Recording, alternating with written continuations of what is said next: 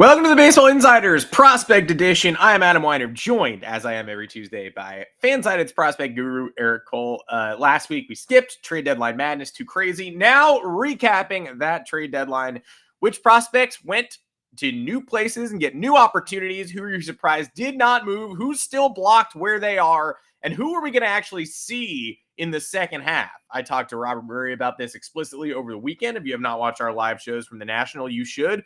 Both of us are bummed that Bubba Chandler's still not coming up because you got to give Andrew Heaney those starts. You just absolutely have to. But there are plenty of other prospects who are going to get a chance to shine. We'll talk about risers and fallers from the past week of action, as we always do. But of course, talking mostly about movement. Eric Cole, are you recovering? How are you recovering from the trade deadline? Are you recovering? Do you even want to recover? Do you still just want to be living in this world right now?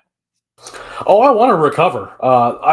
For those that aren't aware, like we also just cover MLB in general, and the trade deadline is kind of our biggest day of the year, really. Maybe. And I don't think it's particularly close. And when it was one of the busiest trade deadlines, and also the most surprising in terms of like what happened and didn't happen, there was just so much to cover. I mean, like again, you were traveling too. I still don't know how you did that, but at the same time, like.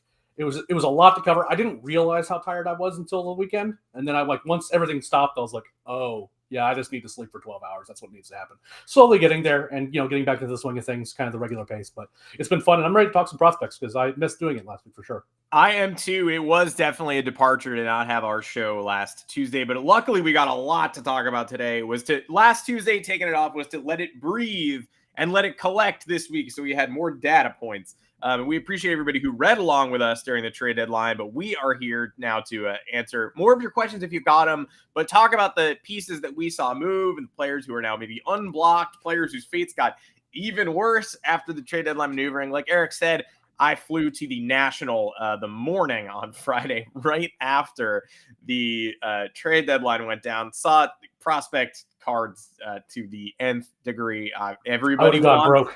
Yeah, everybody. I set myself at a $150 budget, and I felt like I was shortchanging myself. And I was like, well, by the end of this, I'm going to have gone over 250 or whatever. But to be perfectly honest, it was actually really easy to stay pretty within budget. And I would have gone under had I not spent $84 to meet Ozzie Smith, because the prospect stuff and the high end, everything was just so high end that you were either sifting through $5 boxes trying to get something weird for your personal collection, or you were dropping thousands on, graded Colson Montgomerys, or, a guy had a crate of Ichiro Bowman Chrome 2001 and Topps Chrome graded rookies and X-Fractors that he signed retroactively that were slabbed and authenticated. So, I mean, that's not prospect stuff technically, but these were, people were building their own auto-graded rookies and selling them for $7,500. And so I thought it was going to be tough to stay within budget. It was actually shockingly easy because I was shopping in a bunch of discount bins and enjoying my time. But man, you're either spending $12K because you're selling your wares as well, or you can walk in and just say, wow, I was really impressed. I saw a lot of crazy stuff and I got 3 things for $83 and I was happy. Yeah. Again, better view than me. I mean, one, because I know we have a lot of fun video content coming with a lot of interviews with media stuff, but also, I mean, again, I would have been in trouble there because I'm like, I have things that I kind of have my eye on, like Grail type cards. I'm sure I would have run into a couple of them there. Not just prospect cards, but I mean, like I collect a lot of Greg Maddux stuff as well, and there's a few cards that I would love to find, but it's also probably best that I didn't find. So I'm glad you had a good time, kind of doing the museum route when it comes to going to a card show. But ultimately, I think it was probably best that you went because you have kind of like the Zen-like patience where you're like, no, I'm not going to spend. Whereas I would have had come home and had to hire a divorce attorney. Well, sure. I mean, that's what happens. Thank you for joining us on the show, supporting Eric's addiction and potentially mine as well. Robert and I did 2 shows from the National. You can catch those on our channel now. They're on the video section instead of the live tab. So navigate over there, check them out. And again, tons of great interview content coming on the Fansided channel. If you want to read Eric's work and more, go on and head over to the Baseball Insiders feed on fansided.com, as well as a number of network sites. As he mentioned, we cover the trade deadline like crazy. House that Hank built, Climbing Tails Hill, Eric's favorite site. You can read us in plenty of spots talking prospects, big leaguers, movement, what have you. And obviously, we thank everyone for doing that. Join us in the Discord. Hit that join button right below. If you've got questions between shows, enough card chatter, although I never say that, and I'm sure we'll get back to it before the end of the show. Now let's talk trade deadline and potentially people whose values have risen maybe in that particular market after the deadline. Let's start off, let's just simple baseline. We saw a good amount of movement. We saw some surprising packages. I would say the caliber of prospects that changed hands a little bit lower than I maybe thought prior to the deadline. The blockbusters, it didn't take a top 100 guy to get Eugenio Suarez. The Pirates, whether they had access to better prospects or not, like they say they didn't take a top 5 Yankees prospect to go ahead and deal David Bednar. Who are the favorite prospects you had who ended up did move them? So I tend to agree with you. Like I just assumed like so much hype was around Eugenio Suarez for sure. Even as a rental, people thought that there might be like big time prospects involved in that deal. And then if the two big relievers that were kind of sort of available, if they turned out they both got moved in Joan Duran as well as Mason Miller, that there was going to be big time prospect packages involved in those. And my problem with this is that I don't like giving up a lot of big time prospects for relievers just because it's literally the most volatile commodity in baseball. So you're kind of giving up almost a more certain asset than you are in terms of going after a reliever. But I think that the Athletics did extremely well to get what they got. They got Leo DeVries, who's arguably the best prospect in baseball. Kind of depends on who you talk to. I think that if you ask both Adam and I, we'd say Connor Griffin. But at the same time, it's hard to argue with a Leo DeVries, who might have some of the best upside in the minors. And being able to get him again for a reliever, and in addition to more than that, they didn't just get DeVries; they got some other pieces that are interesting as well. So he was number one for me for sure, of like the big time prospects. But again, the Phillies giving up what they gave up to go get Duran was kind of wild to me because they give up Mick Abel, who I think you can call him a prospect, but he was already contributing in the big leagues and was already like a really good like quality starter, and they give up him, and you also give Eduardo Tate up, who might have the most raw power in the minor leagues. I mean, again, catcher prospect or not, I don't really care with him. I mean, he might end up being a DH. I still like the arm. I still think he can stick behind the plate, but he hits the ball so hard that if he just grows into his bat like a lot of people think he's going to, that deal is going to look like a steal because in Duran's case, he's a power relief arm. I think he's going to be great this year, and I love him. I truly do. He might be great next year. But after that, the track record of those guys with that profile lasting any longer than that is not good. Versus you get like some real certainty with Abel, and then you also get, Tate, who has kind of that upside play. Love him. Like I love that move for the Twins. I like less what they did overall in terms of basically selling anyone that wasn't screwed down somewhere. But overall, in terms of getting what you get for a reliever, which is a volatile asset to me. I think those teams did really well. Beyond that, again, it was just not a particularly exciting trade deadline to me in terms of like the prospects that actually got moved around. But again, those two trades were probably the easiest ones to identify. There were some fun prospects, like guys you could take flyers on in some of the other deals, but a lot of those were kind of more, again, kind of like sane rental prices, I guess is the best way I know how to describe it, versus what we've seen in previous years where rental guys, again, like Eugenio Suarez did not command a huge package somehow. And that's kind of maybe the most surprising part is this, like some of them compared to some of the names that got moved, the prospects that didn't really match up with them. Yeah, and I'm glad that Locklear gets an opportunity now that he might not have in Seattle, and he's immediately up with Arizona, has a big league homer already in 14 ABs. Jerry DiPoto was apparently talking Locklear up at the Hall of Fame induction of Ichiro, so whether or not he was laying the groundwork with reporters for a forthcoming trade deadline deal or just genuinely loves the kid, who knows? Not sure what he could have really accomplished by extolling Locklear's virtues to, a bunch of mouthpieces rather than the executives who actually could make the decision. But a player I like and a cheaper price for Suarez than any of us thought. What you're mentioning about the Duran trade and Tate and Abel is the reason why there were obviously many viral tweets going around asking who had the worst trade deadline. And I responded to one because I don't know why I do anything I do on Twitter, but I said, how is it not the Pirates? And somebody screenshotted the photo of the Twins Instagram grid that was just their 9 goodbye posts in a row. It might have even been 12. And it's a valid counter. I don't think the Twins had a good trade deadline, but the return, Abel and Tate there, I preferred that to anything the Pirates managed during the course of the entire trade deadline. And say what you will about the Twins, and a lot of people will say a lot of things, and they are clearing house ahead of a sale, and it's an embarrassing look on the whole. But they had a plan. I don't know what the Pirates' plan was. So when it comes to who am I surprised wasn't traded from the big league roster, Andrew Heaney, IKF, Tommy Pham. But in the prospect verse, the guys who could have moved in a David Bednar deal didn't. And Rafael Flores is a great number 2 in a trade package, but he ended up being the number 1. We know the Pirates were scouting Carlos LaGrange. He stayed put. Brian Cashman held on to his top 7 prospects and wasn't forced to move off any of them. Now, you can say he should have, and you can say he should have found a way to get Mason Miller. This is not a Brian Cashman rules podcast, but I was very surprised that he hang on to LaGrange specifically. But I'm wondering who fits the bill here for you. Who are you surprised was not traded? So there's 2 names that come to mind. And one is kind of another one of those teams where I'm not really sure what the plan was, and that's the Cubs.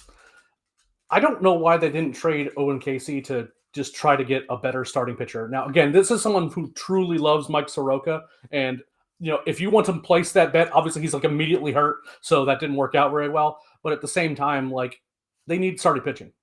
And maybe you don't want to give up a Matt Shaw. Maybe you don't want to give up some of like the guys in the low minors because they don't have that value yet. They're more lottery tickets. So, but you have Casey, who's like a hot hitting prospect that you don't really have room for right now necessarily.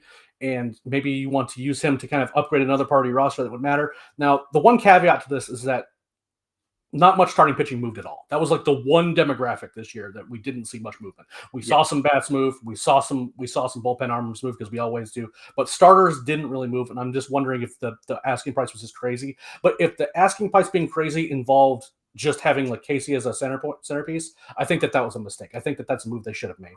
The other one I'm just surprised is the Mariners. I thought the Mariners had a really good trade deadline. If for no other reason, they didn't have to give up really all that much. I like Lockyer. I like him fine, but at the same time, like, you don't. The name that I circled was Harry Ford because again, he's not going to be playing anytime soon. They got this guy Cal Raleigh, who I hear is pretty good, and it just felt like he was going to be one of the pieces that they were going to use to address another option, another spot on the roster, and they just didn't.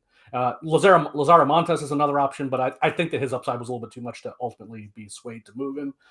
Again, it's just those are some guys who I just thought if there's big trades that happen at the trade deadline involving their teams, they're going to be in those trades, and it just didn't really happen. Again, it's just the rental prices stayed reasonable. And the guys who had team control were like 2 relievers, and there were some real prospects in those trades. We didn't see a lot of those, though. So it's just I'm a little bit surprised, especially Ford with the Mariners. He just felt like a guy that was going to get moved because, again, I think they like Montes, and I think they like Emerson enough to kind of maybe hold them back and maybe try to push him on folks instead. But he's a very good catching prospect. So I was a little bit surprised to see him that he didn't get moved. Yeah, and reading between the lines almost, we're not in there with Jerry Dipoto, but it kind of felt like they were setting the stage for we are fine moving Harry Ford, and then it just didn't cost that to get Suarez, and certainly didn't cost that to get Naylor either. So he stays put, and as someone who watches the Yankees every single day, it's starting to feel a little bit like an Oswald Peraza, Everson Pereira situation, slightly elevated. Who knows? But I think we're all surprised that a move or a match has not been found yet. Now, we are getting word of plenty of MLB debuts. Locklear gets his call. There was just a Pirates shuffle today for some reason. Johan Oviedo goes down. Cam Sanders comes up. So that's not Bubba Chandler. But we are looking for prospects who are going to be debuting in the final 2 months of the season. Is there anybody who has yet to get a chance yet, but their path is clear in August and September that you're now watching? Not particularly, at least not ones that moved, if that makes any sense. I think that maybe now the Cubs will have to, it's almost like the Cubs might have to promote Owen Casey because otherwise their trade deadline looked pretty stupid, right? Yeah. So maybe giving him a chance. I could see a world where, again, the asking price for a lot of teams was that they wanted big league ready pitching back in deals, and teams just weren't really wanting to do that necessarily. Obviously, Mick Abel's kind of the cheaty answer just because he's already been in the big leagues and he's going to get his chance. But in terms of guys who haven't made their debut yet, maybe you say Owen Casey has more of a path now. But at the same time, like I don't think that. I think that the things have changed a little bit in the sense that the guys who we think were going to get promoted have already been promoted. I don't think we're going to see a lot of promotions in August and September period, unless there's like an injury or it's like the AAA shuttle where contenders are just throwing relievers and in the minor leagues left and right and just kind of shuttling guys in to get fresh arms in. Beyond that, I don't see a lot of guys getting that call necessarily unless something pops up. Yeah, somebody weird is coming up for the Yankees, and we'll figure out who that is later today because they demoted Jake Bird. Hell of a deadline acquisition by Brian Cashman. Guy sticks around for 2 fucking days. But they demote him to bring Mark Leiter Jr. back. They just DFA'd JT Brubaker, too. So somebody weird coming up to the Yankees bullpen. Maybe somebody boring like JV and Sandridge or whatever. No disrespect. But we'll have to see. You're going to be more of those. And yes, Curvelo is already up for the Texas Rangers. I saw him celebrating the walk-off yesterday, so shout out Uncle Ted. That is and again, a couple names that are kind of in the comments here. Moises Ballesteros has already made his debut, so like I kind of wasn't like thinking he's like already on the 40-man roster, is already in the conversation. As for Dylan Beavers, until the Orioles demonstrate their willingness to call up anybody before they absolutely have to, case in point, Samuel Basayo still sitting at AAA. Again, I don't buy it. Even though I agree that Beavers is playing very well in the minor leagues and he probably should get an opportunity, I would have liked to see him get moved somewhere where he'd actually get that opportunity. I just don't trust the Orioles to do it. I loved what the Orioles did building that farm system, how they've managed it, and how they've ultimately implemented it. I hate. So, yeah, agreed. Beavers should be up, and especially they should be in the trial period right now in Baltimore, but apparently they are not. And they should bring up TJ Rumfield, the Yankees. Rumfield, a very interesting player, having a near 900 OPS this year, but with Paul Goldschmidt up there, performing solidly, doing his veteran leadership. They're just not going to disrespect Paul Goldschmidt with a DFA like that. I guess it depends on whether Ben Rice is going to be a full-time backup catcher or not. But it's a wise move and an interesting player, but I don't think the Yankees quite have the room for that right now. I don't think there's really anyone in this bucket, frankly, based on the returns that we saw. But are there any top prospects you would say that teams are going to regret trading at this deadline? It feels like you can always, hindsight's always 2020. You can look back on a Cole Drake and whatnot, depending on where the Rangers go from here and if Merrill Kelly has a bad 2 months. So, there could be regrets formed retroactively. But at first blush, I don't think, it just feels like teams paid the prices they had to pay, and those prices were 20% lower than they've been in previous years. I don't see any just instantaneous regrets, but I'm wondering if there's a name that pops to you. Again, this is just me, and I understand this is the price tag for controllable relievers who can pitch in high leverage situations. But DeVries and Tate in particular are like names that can really make you wish you had made different choices. There's high upside bats. They have like the potential to be like regular all-stars in terms of the tools they possess. Again, you have to pay the price. So you're not going to get Mason Miller if you don't give up a guy like DeVries or like a top 10, top 15 prospect in baseball. The A's just aren't going to move him. They're just not going to. They're like kind of sort of good, so they kind of wanted to keep him around for as long as they could. And he was also cheap. So they're not going to move that trade chip unless they're going to give something up like that. But like again, for a reliever, what if Mason Miller has Tommy John and then comes back and he's throwing 3 miles an hour slower? For the rest of his career, that could still be a pretty good reliever, but you're pretty upset when you lose a guy like DeVries, who might be just a perennial all-star. And then the same thing goes with Tate. Like a guy, if he's hitting 35 home runs a year and you gave him up for Joan Duran, who blew his shoulder out in a year and a half, those are the risks that I personally don't like taking. But that is just what the price is going to be to get those guys with that amount of team control. So I understand why they did it, but those are the kinds of guys that I think could ultimately bite teams. Yeah, and Kyle Schwarber walk here, and Kyle Schwarber MVP season, Citizens Bank Park rocking again. I mean, the Phillies need to take these types of chances. If any team does, Dave Dombrowski and the Phillies do, and Duran's couple of early entrances into CBP have been as electric as we, meaning Philadelphia, hoped that they would be. So you pay the price now, and hopefully you don't live to regret it. You certainly might, though, and that's why if you do pay that price, a smart executive trades a piece like Tate to the AL Central if you're in Philadelphia, so that you can just go, hey, he looks great for the Minnesota Twins. We see them once a year for 3 games. So best of luck to him and best of luck to us. All right, back to the action.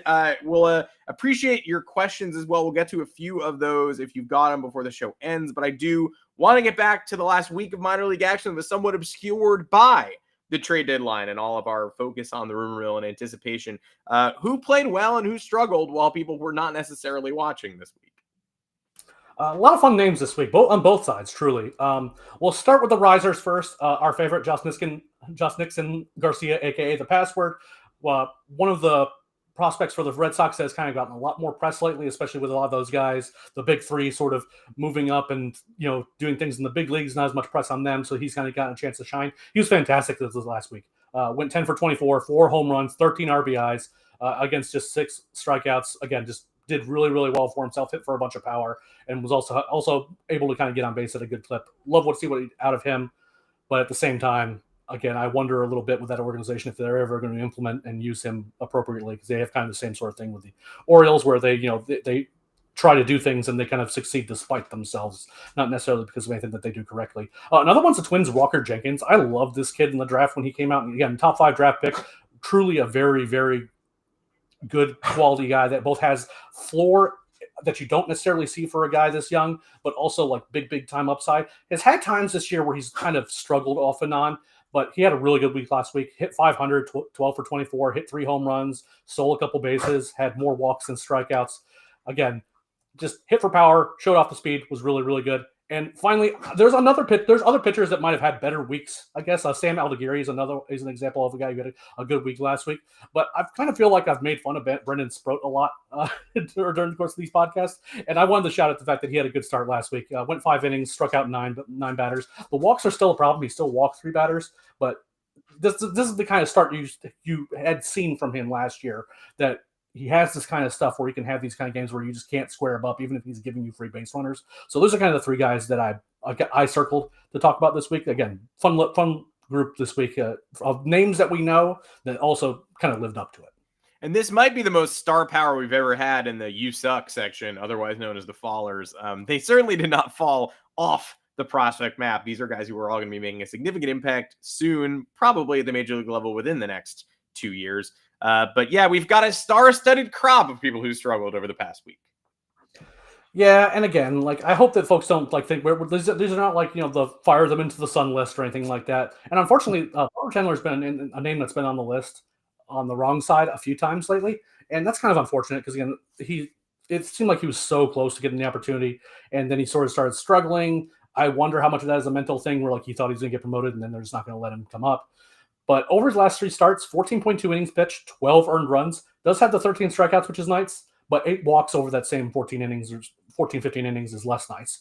Again, the commands just kind of left him. I don't really know what to make of that, since I haven't really gotten a ton of looks at him, but he just hasn't been playing all that well. He had a bad stretch earlier in the season, then he kind of came back and was pitching well again, and now he's kind of in another funk. So I hope that he's able to get out of this, and I suspect with that level of talent that he'll be fine.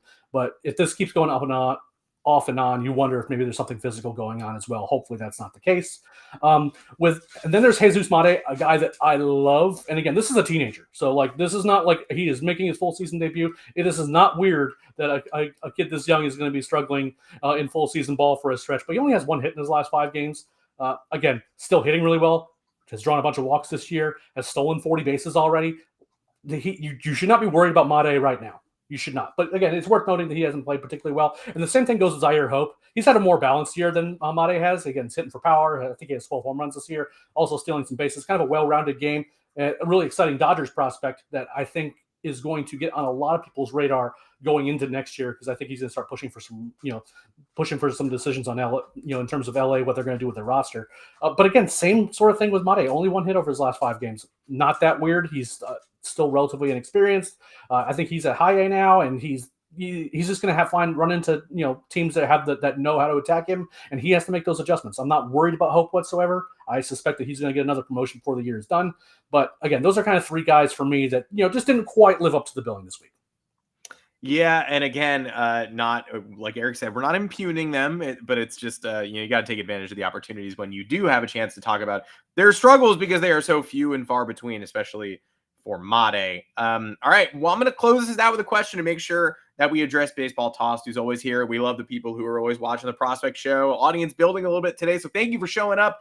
Robert Murray and I will be back live tomorrow afternoon at 1 p.m. Eastern time to talk about the start of the week that has been. We have recapped the trade deadline plenty. And again, those videos are on the video upload feed on the Baseball Insider, not the live feed. So if you're looking for them, just head on over to videos. We got 2 shows from the weekend at the National. We thank the folks at the National once again. But want to address baseball toss. He's a White Sox person who's always looking about the latest Braden Montgomery updates, looking for good news. Wondering why the White Sox maybe didn't do more or trade Luis Robert Jr. with the intention of picking up that option. Robert Murray on the Saturday show was a little bit skeptical that they actually are going to do that. Might have been the Sunday show, but he's not taking them at their word, or at least their reported word. Adrian Hauser goes to Tampa Bay, which is not a spot that most of us believed he would go. I'm not sure why Tampa Bay wanted a rental righty. There's no waiver trade deadline. Like, there's no August. They can't get anything for him on August 31st. But I guess I'm surprised the White Sox didn't do more with the Talkmans of the world and sort of their depth pieces. But what are you thinking about why they sort of stood pat? Well, I think for starters, their asking price on Luis Robert Jr. is just like absurd. Like, everyone in the league is calling the White Sox bluff. They're just like, no, we're going to get value for him. We think he's really talented. And if you're not going to give up real value to get him, then we're not going to give him up. That just feels very much like a Jerry Reinsdorf, don't trade him until you get a good offer because he's our best asset sort of thing. If we're paying him, then we need to get, and we think he's going to be good. We'd look stupid if we gave him up for nothing now. That feels like something that Jerry would do. Now, in terms of like getting rid of the rental pieces and stuff, again, I just think that they've played so poorly that there's a real risk that if they continue to sell off more and more, that they're just not going to have fans show up to games anymore. And again, that kind of gets down to a revenue problem and an ownership problem. And again, we know that ownership is going to be transitioning away from Reinsdorf over time here. So you wonder maybe if they're trying to keep the revenue streams up a little bit. I don't know if those guys even move the needle all that much if you move them, except for Robert Jr., if you move him for even a reasonable trade package. But the White Sox are the ones that messed this up. They mishandled Robert's market from the beginning when he got hurt, didn't play very well. Then he had 1 year where he played well, and he bounced back. And that was your opportunity to move him, but they thought that he was coming back and he was going to turn into like the next big thing there. So they kept him, and now they're kind of having to eat the cost of that. I don't think they're going to find very many takers at all for him, unless they're willing to eat some of the money on that deal, because he's just not playing well. If you watch him play, he's not a good baseball player. And if that's the case, then why is the team going to, empty their farm system out to go get him? Yeah, appreciate the question as always. They're stuck between a rock and a hard place now with Robert Jr., and they're sticking with the hard place. Andrew Lee, can we see Biscuit? Unfortunately, Biscuit had a long road trip and is sleeping like crazy, but I will send a picture of Biscuit to the Discord later because you guys have earned it. I'll send a Biscuit road trip pic, and if you aren't in the Discord, all the more reason to get there because you get free biscuits. Along with the insight that Robert and I and Eric as well will give you in there. So hit that join button, hit us up in the Discord with your questions between shows. Tag Eric if you got prospect stuff. We are more than happy to answer them. We will see you next Tuesday right back here at noon Eastern time, and when Eric and I are both a little bit more well-rested, I think, probably. Yeah, we'll see how that goes. But I mean, I don't think we can keep up the same pace as last week. So no, at very least. We might not be well rested, but we are guaranteed to be better rested than we are today. Yeah, we're not going further downhill. At least we can hope. That said, both Adam and I's teams are pretty bad, so maybe we end up being in worse shape when you see us next week. So bad. But we'll see you on next week's show. Robert and I will see you tomorrow again, 1:00 Eastern. Hit us in the Discord. Read Eric's prospect accompaniment on the Baseball Insiders feed on Fansided.com. Fansided.com/baseball-insiders. Also put up an article about a Dennis Eckersley interview we did at the National. Subscribe to the Fansided YouTube channel and Instagram and TikTok. Follow those if you haven't, because there's going to be a lot more great stuff. Trevor Hoffman, Jim Kelly. I spoke to CC Sabathia, Yadier Molina, White Sox perfect game artist Phil Umber. Like the list goes on and on in many different directions. So come and football. I mean, Jim Kelly, we're talking about Bill Laimbeer, the Detroit Pistons, just on and on and on. So join us there, subscribe. You'll see some great stuff. We'll continue to upload those. Shout out to everyone at the National. Shout out to Eric Cole. Shout out to everyone who watched today and listened on the audio feed. We will see you or hear you. You'll hear us next week. Robert and I will be back tomorrow, 1:00 Eastern. Until then, take care, everybody.